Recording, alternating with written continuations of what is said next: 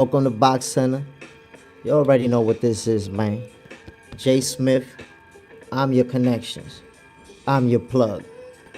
This is your favorite boxers, favorite boxing show, my peoples. Giving y'all a little boxing for breakfast. What's good, y'all? So people still talking about the Bivol versus Beterbiev fight, which it lived up to the expectations. Gotta talk about that. There's a detail that I wanted to talk about. Dmitri Bivol said that, and he said that after the fight, obviously, that he would block Beterbiev's punches, and it would feel like his fist was being punched into his head. And I've spoke about that before, where only people who have actually stepped in the ring and boxed understand that blocking a punch doesn't mean that it's not gonna hurt. I actually got my nose broken off of a blocked punch. Like, I blocked it, got punched, boom, and broke my nose. So Dmitri Bivol experienced that. Where he's fighting a guy that hits so hard that even when he blocked punches, if he blocked them like this, they will hurt. So, that was a very physically demanding fight. I would say for both fighters, because, Beterbiev, he ate some good shots. He just didn't. What the hell just happened? Nah, this is cold, B. I got commercials going on over here. I got commercials going on over here. What is this? What are we doing? What are we doing? But anyways, I digress. That was a very physically demanding fight, for Bivol and for Beterbiev. There was a lot of people who felt like Bivol won that fight. And I actually felt like he edged it out, but it was close enough to where you have to respect the decision. I was talking to someone who's very knowledgeable in the sport of boxing. He's a reporter, and he's been a reporter for over 30 years. And his take on the fight was that when you have, two undefeated champions facing each other, when there's 50-50 rounds, those are usually going to go to the fighter who's being the more aggressive one, the aggressor. And in most cases, that was Dmitri Bivol. So, most of the swing rounds went in his favor if they were close. But it was a very good fight, man. It definitely lived up to the expectations. Like I said, I felt like Bivol edged it out. However, I respect the judge's decision. I think that Beterbiev, did what he does. He was aggressive, let his hands go, landed some crushing shots, and, basically displayed his skills. Because remember, a lot of people say that Beterbiev just hits hard. He's a hard puncher. But I think we saw his ring IQ as well. We saw his boxing skills, how he can obviously cut the ring, how he can, close the gap and let his hands go on the inside as well. So, in case you thought Beterbiev is just a hard puncher, nah, the guy can fight. He can fight. And that was a great win. That's a great win for his resume. I think that they should have a rematch. I don't know that Bivol wants a rematch. That a fight like that, man, is grueling. It's physically demanding. So we have to see if he wants to do it. Of course, it would be for undisputed. And let's see, because remember, my peoples, there was no rematch clause. And when that's the case, you have to wait and see what the fighters are going to decide. Even Bivol can say, you know what, That was too physically demanding.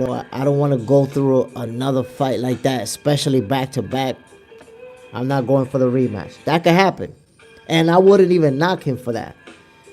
That was a heck of a fight. It could have went either way. If you think about it, if the judges would have scored it for Bivol, we would have thought that that was a great decision. Most of us. It didn't go his way. My peoples, don't remember to hit that like button.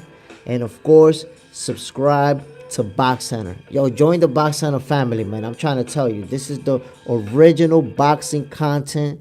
And yo, y'all gonna get a lot of special things from JSmiff. Like I told you, man, I'm your plug. I'm your connections. Get with me, my peoples. I'm trying to put you on. Let you know what's really going on out here. So check it. I want to talk a little bit about Terrence Bud Crawford and what is going to be his next move.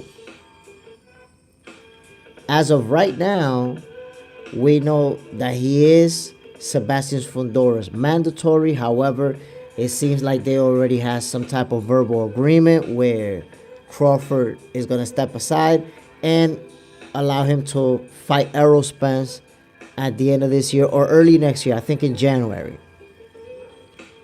What I don't understand about that is that the WBO apparently is saying that they're going to strip Fundora if he moves on to the Errol Spence fight. Well, if they're going to strip him, then I don't know what was the point with Fundora and Crawford agreeing to anything. If he's going to get stripped, then he don't need to agree, to step aside. For what? He's going to get stripped anyway. Step aside money is so that you can allow a fight to happen. So I think that it looks like Fundora will go on and fight Errol, but get stripped. So that WBO title is going to go to Crawford, which is going to make him a two-belt unified champion in the division.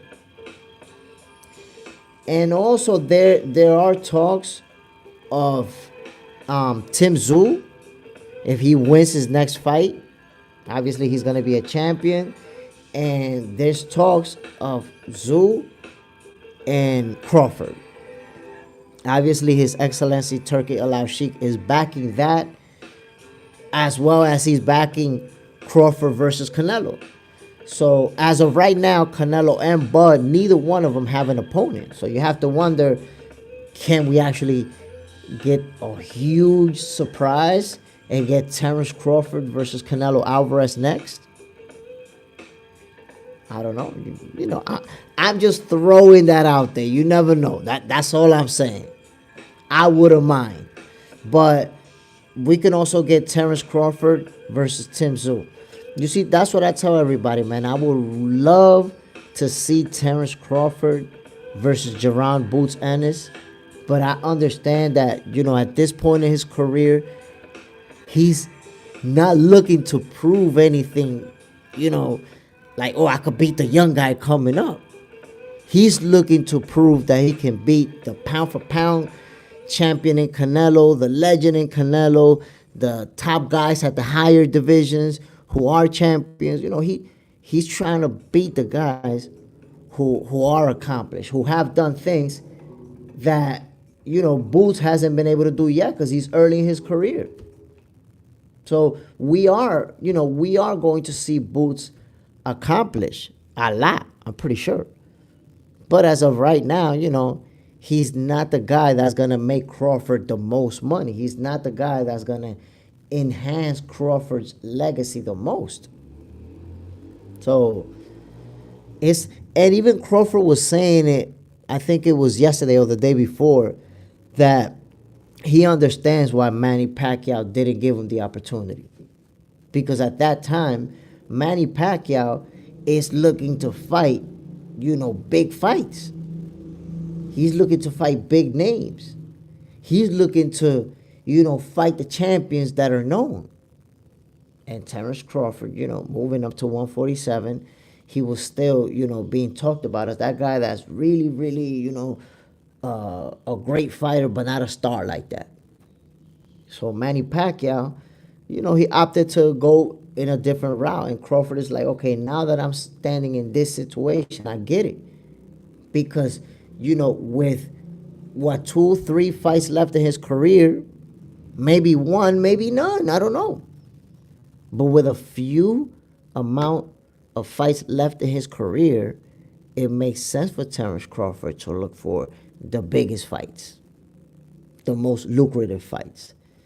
And unfortunately, Boots is not going to be that. It's like right now, Boots in his career, he's here. Just getting started, about to start making history. And Terence Crawford in his career, he's here.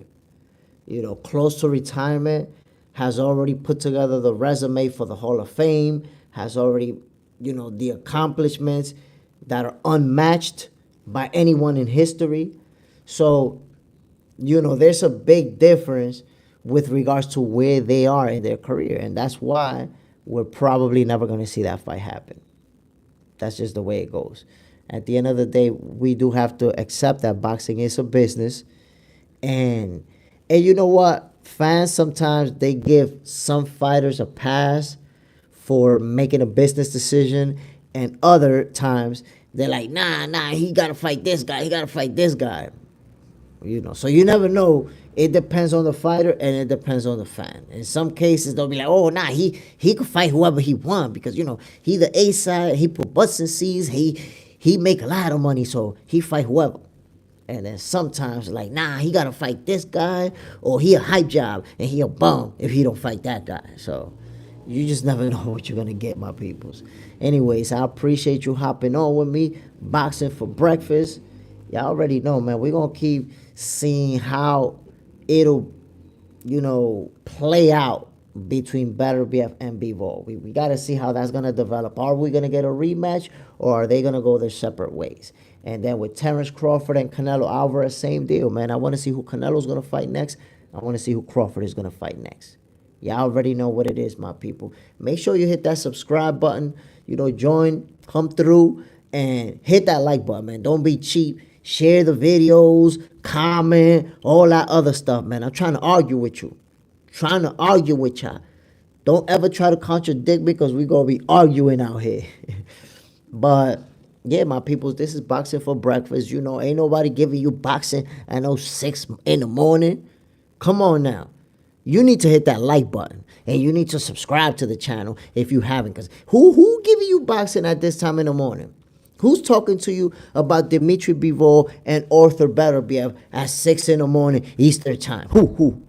Who's talking to you about Terence Crawford and Canelo Álvarez and that possible matchup, considering the fact that neither one of them has an opponent? So go ahead and hit that like button. Go ahead and subscribe. And remember, Box Center the show, 9 p.m. Eastern time, Mondays through Fridays. And the first 2 episodes of Bad Beats are already up. If you haven't seen it, you have no idea what you're missing out on. Bad Beats is the boxing show that you never seen, but you need in your life. If you love boxing, trust me, Bad Beats is for you.